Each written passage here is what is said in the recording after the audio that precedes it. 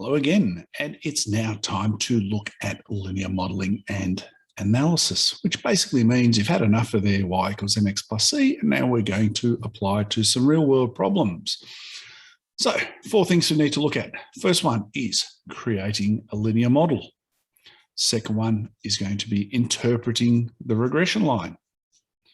Third one, lines of best fit. And fourth, we're going to be looking at piecewise linear graphs. That just means you've got combinations of linear graphs inside one graph. All right, let's get into it. Oh, hang on, what was that? Anyway, okay. Linear modeling and y equals mx plus c. Okay, that's what you knew it as in year 7, 8, 9, and 10. But when we're dealing with general maths and further maths, we actually get rid of that one and use this instead. Y equals a plus bx. Same thing, is just round a different way. The a is the y-intercept and the b is the gradient. Now, one of the reasons we change it around is because we're not just dealing with XY graphs. We're dealing with real style problems. So if we turn our thinking around, instead of saying y-intercept, we could say our start value. It means the same thing. There is one thing you have to be very careful of though, and we'll go through this shortly. It's all you have to check on your graphs when x equals 0. All right, we'll deal with that in a second too. Now, another word for gradient is rate of increase or decrease, as you can see here. All right, let's go through an example. So we'll see what happens. A seedling is planted and measured to be 1 centimetre tall. Its growth is recorded and found to increase at a rate of 1 centimetre per day for 8 days. Write an equation to model this and draw a graph. All right, so a couple of things we need. We need the start value and we need the rate of increase or decrease. So let's have a look for our start value. So a seedling is planted and measured to be 1 centimetre tall. All right, so that's our start value. So our A is 1. Next thing we need is the gradient, or the rate of increase or decrease. Now this one's growing, so it's going to be increase. Is recorded and found to increase at a rate of 1 centimetre per day. So the rate of change is that one there, 1 centimetre. We're going to sub that into our y equals a plus bx. So the a is 1, the b is 1. That's pretty straightforward. We just rewrite it as y equals 1 plus 1x. Now, something you need to remember when we're doing linear models, we're not dealing with x's and y's, we're dealing with real situations. So we need to, now if you think back to your data, we were dealing with explanatory and response variables, or if you're dealing in psychology or even science, you're dealing with dependent and independent events. So we need to figure out, back in maths world, we need to figure out which is our response, which is our y, and our explanatory, which is our x for explanatory. So seedling is planted and measured to be 1 centimetre tall. So it's about growing and its time. Now the pretty simple tip for choosing which one's explanatory is normally it's to do with time. All right. So time in this case, increase the rate of 1 centimetre per day. So day is time. So this one, our B value, is going to be our X, or our explanatory variable. So we'll rewrite this, and that makes, of course, the height.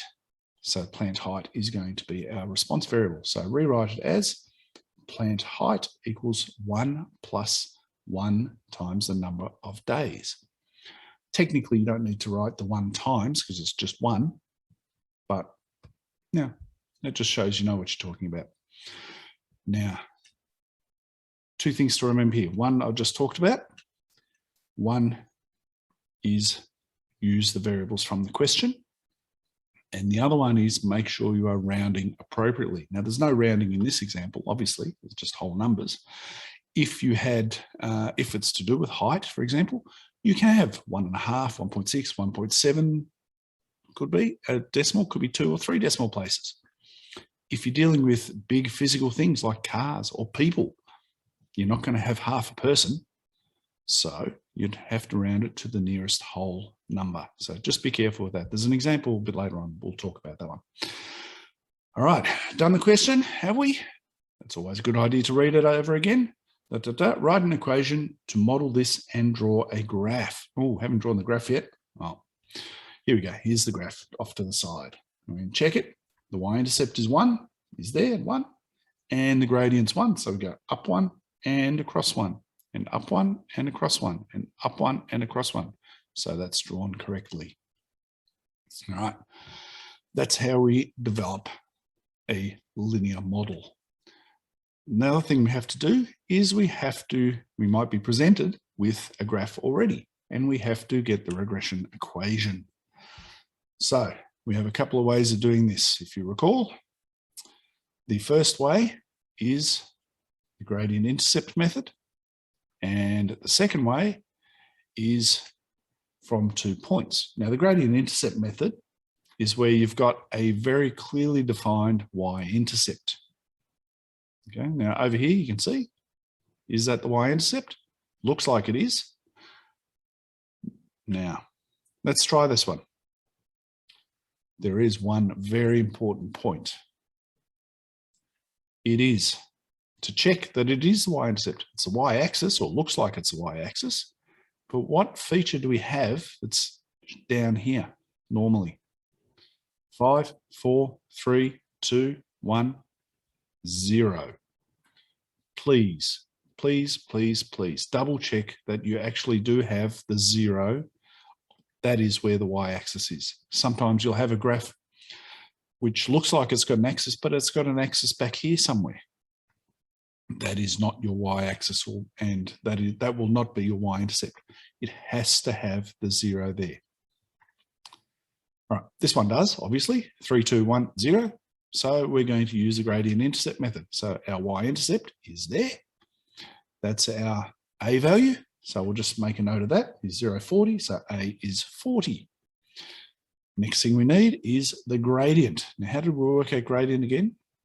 Oh, that's right, it's rise over run, isn't it? So that's right, rise over run. All right, now, pro tip. When choosing points for your gradient, choose 2 near the ends of the graph. All right, so what that means is don't choose a point here and a point here right next to each other. Often they're really hard to read. Go somewhere near the ends of the graph. If you've got a graph like this one, where you've definitely got a point there, that's the start of the graph, use that. Use your y-intercept if you've got it. This one we're lucky too, like we could use this one, because you can see it goes straight through the middle of the crosshairs there. Or you can see pretty obviously it goes through this one. You're better off using the ones near the end of the graph. All right? Reason being, when you're drawing graphs in particular, if you put 2 points really close together, the gradient of the graph can vary a lot. If you pick 2 points near the ends of the graph, then you're going to be more accurate with it. All right, we've got our rise over run. So what do? We've got our 2 points. We start at the first point. Our rise is going to go down, obviously. It's going to go down that far, which is, so our start value was 40, take away 0. So we'll put that above as our rise. And our run is going to go from here all the way across to here. So it's 0, take away 6. Yeah, remember that? Good. Okay, so that's going to be 40 over 6, which of course is negative 6.6666, 6 2/3. So we can approximate that, not abbreviate, that is abbreviate, I suppose, but approximate that to negative 6.7. Wouldn't bother doing the 6.666666 and so on. It's just numbers. Just round it to 6.7. We can in this case because we're dealing with cubic feet. All right, next thing we need to do. What do we need to do? What are we up to? We've got our y-intercept and we've got our gradient. Oh, great. So we can just put it into our equation. Write the blank, y equals a plus bx. We know the a is 40 and we know that the b is negative 6.7. So instead of plus, it's going to be minus 6.7x. Almost done, right? We need to put it back in terms of the variable. So this one's got the variables on it. Time is, like I said in the first one, time is our X variable. There it is. And the amount of air is our Y variable. So change the Y into air in the tank in cubic feet equals 40 minus 6.7 times the time in minutes. Good. Pretty simple, really, isn't it? Next one, interpreting the regression line. All right, so we've got a regression line there. We need to be careful about what we talk about. We have to be able to pick things from the graph. All right, first thing, obviously, we'd like to talk about a y-intercept or our starting point. Preferably talk about the starting point. Next thing, you talk about the gradient or the rate of change. Is it positive? Is it negative? That's a negative gradient. Obviously, it's going down. And thirdly, anything else that can be read directly from the graph. Don't make things up. Don't hypothesize what's going on. You only expected to write things that you can see and can interpret directly from the graph. All right, to do this, we need to get a regression line, don't we? So we got a y-intercept, which is up there. Have we got a gradient? No. So we'll have to work out our gradient, which again is, starting up the top here, we're going to go down, and then we are going to go across. So rise over run. So 20 down to here is 0. Then we go 0 to 20, 0 minus, remember it's minus in between. So 20 minus 0 is 20, 0 minus 20 is negative 20, which of course is negative 1. So we've got our y-intercept, we've got our gradient, put it in our equation, and we get y equals the a, which is 20, and the b, which is negative 1. So it's just minus x. Again, if it's just negative 1, don't need to write the 1, right? Just minus x. Put it in terms of the variables. So the floor number equals 20 minus the time it takes in seconds to drop. So here's the observations we can make from that. First one, there are 20 floors above the ground. That's our start value. We start at the 20th floor. That's a pretty straightforward one. Now, this one is only a graph of going down. So that's all we can talk about. It doesn't show the graph going up. The graph may go up at a different rate. We can only talk about the graph, the elevator going down the way from the 20th floor down to the ground floor.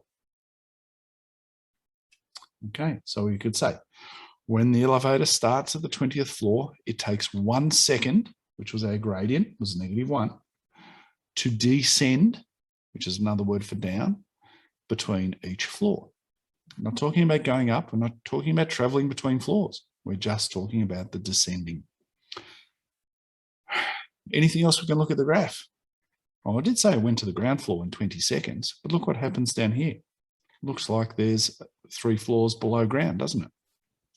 So we could say there are 3 floors below ground as well. You could say it takes 20 seconds to get from the 20th floor down to the 0th floor, or takes 23 seconds to get further down all the way from the top to the bottom. Just don't talk about going up. Okay, talk directly about the graph you can see. Next one, let's have a look at line of best fit. All right, remember these? Done some in statistics where you enter all the data into your CAS, into the spreadsheet on your CAS, and you create the graph, the scatter plot, and you fit a regression line to that, which is a line of best fit. You remember back in year 7 and year 8 where you had the scatter plot and you had to put the line in by eye. All right, line of best fit, that's what you called it back then. But remember now we call it a regression line. All right. If we haven't got data for this one, so the best we can do is fit it by eye. So what we do is get our ruler, we'd line it up with the dots, roughly at the same gradient, and about half the dots above and half the dots below, and we would draw our line. There's our regression line. Now, what do we use regression lines for? Well, we use regression lines to help make predictions. Two types of predictions we can make. First one is interpolation, which is when we're talking about data which is inside the data range. So that means somewhere within the dots here. Or we can talk about extrapolation, which means outside the data range, so any of the data we got. So for example, back here, if we were talking about 60, then that would be extrapolating. If we were talking along here and we went to 190, that would be outside the data range. So that would be extrapolation. Now with extrapolation, you have to be careful because extrapolation is not necessarily reliable. You can see here what's happening with the dots here. It goes up fairly steep and mostly above, and then it seems to flatten out. But the regression line looks like it keeps going all the way up here. So as we go further and further, it's likely that the dots will be further away, so they're not reliable. All right, let's have a look at this example here and answer a few questions. So using this graph, make predictions and comment on the following parameters. How many umbrellas would you expect to sell if there had been 120 millimeters of rain? So that would be in here, wouldn't it? How many umbrellas would you expect to sell if there had been 190 millimeters of rain? So that would be out here.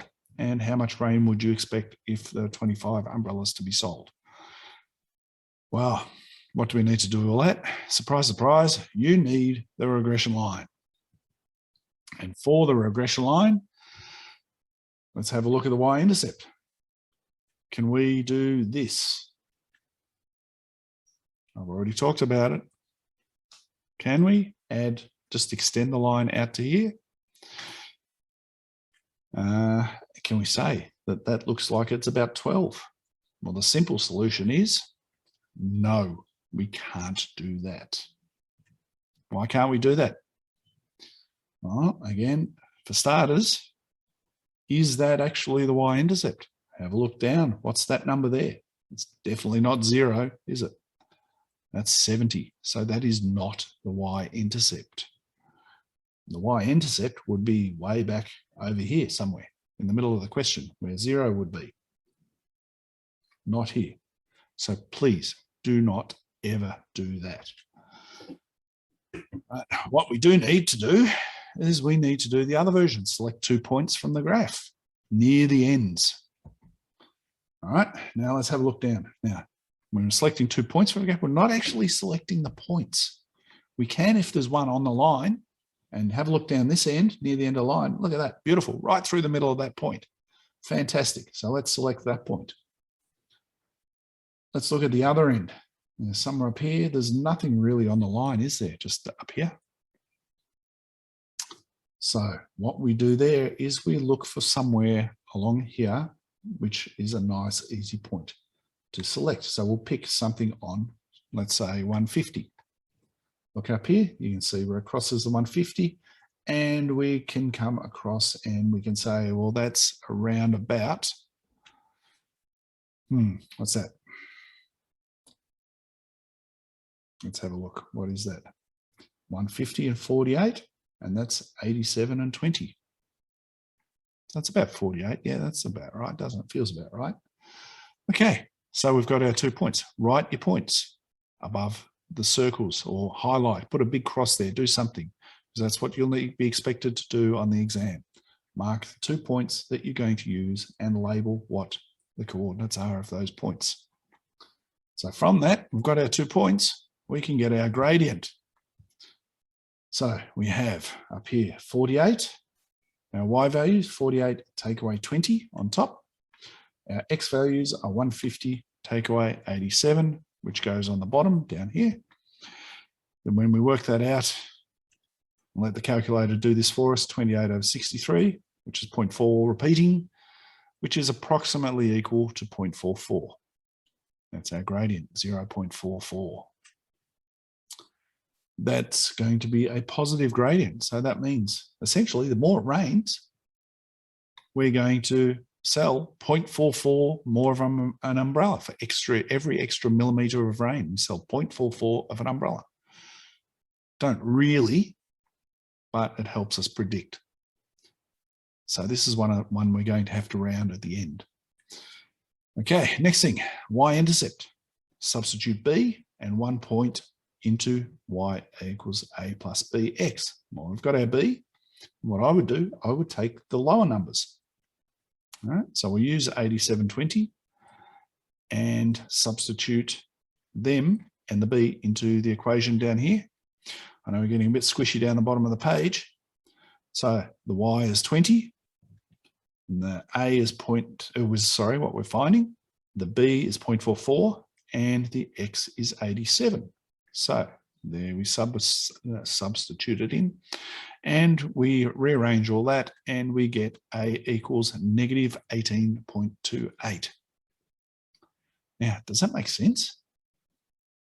Have a look down here. We're going way past and it looks like on the graph it'll make sense. In reality though, does that mean we're going to, if it doesn't rain, if we've got 0 millimeters of rain, then people are going to give us back 18 umbrellas? Don't think so. Let's write the equation out. Here it is, negative 18.28 plus 0.44x. So the umbrella sold equals this. All right, time to answer questions. How many umbrellas would we expect to sell if there's been 120 millimeters of rain? So we put substitute the 120 in place of the rainfall. All right, so that looks like this is 34.58. Are we going to sell 34.58 umbrellas? No. You would put a sentence along the lines of, you would expect to sell approximately 35 umbrellas when there is 120 millimeters of rain. Now let's have a look at the graph, see if that's reasonable. 120 millimeters is about there, comes up here and looks around about the 35 mark, doesn't it? Makes sense. It means we've got our equation right. It's a good thing to do is just double check if it seems reasonable. Last comment we need to make for this one is it extrapolated or interpolated? It's interpolated. Therefore, you'd say it's fairly reliable, as you can see up here. Second question, 190 millimeters rain, so same deal, 190 in place of the rainfall. So we get U equals all that, which is 99.9. Round that, that's going to be 100. So I'd write a sentence. You would expect to sell approximately 100 umbrellas when there is 199 millimeters of rain. Something I didn't mention for the first part. We are making predictions. This word here, expect to sell approximately. Expect. All right. We're not saying you will sell. It's really important that you use the expect. It's a prediction. Nobody's Nostradamus. I hope not anyway. If you are, good luck to you. But you would expect to sell. Please use the word expect. Now, last bit, is it interpolated or extrapolated? Of course, 190 is off the end of the graph, so that is extrapolated. Therefore, it's not very reliable. Last one, how much rain would you expect if 25 umbrellas were to be sold? So we put the 25 in place of the umbrellas, which turns it around, looks like 25 equals all of that. Rearrange it or put it in your CAS to solve it, and you get 98.36 millimeters of rainfall. Again, you would expect approximately 98 millimeters of rain if you sold 25 umbrellas. And that goes back into the explanatory and response variables, of course. That's how you figure it out. If you sell umbrellas, does that mean it's going to rain? Or if it rains, you're going to sell umbrellas. Only one of them makes sense, doesn't it? One of them explains the other. And of course, is that we haven't done the extrapolation or interpolation statement. So what was it, 25 millimeters? So that's up here. So is that interpolated? Yes, it is. It's interpolated. It's inside the data.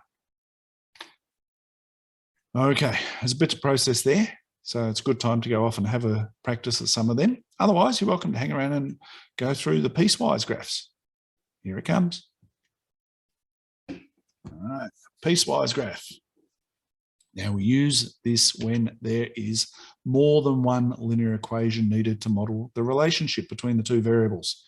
So the days late, this is about movie rental late charges. Okay, days late and the cost of the late fees.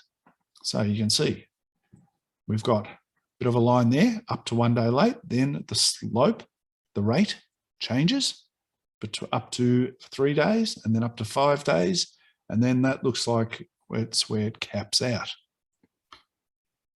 So some of the graphs you may be given the equations of the lines, each individual one. Other graphs you may not. I'm going to give it to you because the process of finding the equations is exactly what we've done. We've got the 2 points at the end of the line and you just substitute them, find the gradient, and then work out the y-intercept and so on. Here's the equation for each bit. 2 times the number of days, negative 0.75 plus 2.75. So if it was 2 days late, you would sub in 2 there. How you write all these is not on the graph. You got 4 equations there. So what you would write, you'd start at the first one and you'd write up here, C equals 2D. And then you need to give the range, sorry, the domain, it's not the range, it's the domain that it covers. So this part of the graph is only valid from 0 to 1. So you write up here, 0, D is between 0 and 1. Now you notice that that's not equals to, and that one is equals to. It won't be the same.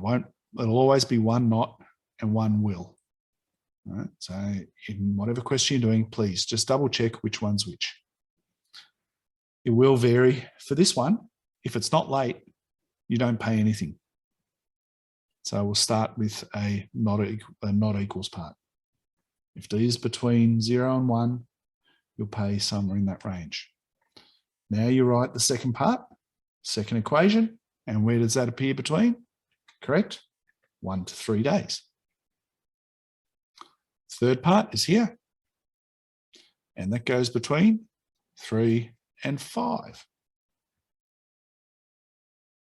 Notice I've written D here as well, not X, D for days. And finally, the last one, C equals 18. Now that just means if you're over 5 days late, is it going to be equals to, or is it just going to be greater than? It's going to be greater than, because we've already used up the equals to over here. Okay, so this can't be 5, and this, if this is 5 already, this can't be 5. Now, let's have a look at an example. How much would the late charge for a movie be if it was returned 4 days late? Well, there's 4. Let's draw a line up from 4. Let's have a look at it, and then we'll go across, and you can see it's a bit above 12. 12 and a quarter maybe, 12 and a fifth, 12.20, thereabouts. Is that accurate? No, not really. What happens if I've not drawn the line straight? The best way to do it is to use algebra and substitute the 4 days in.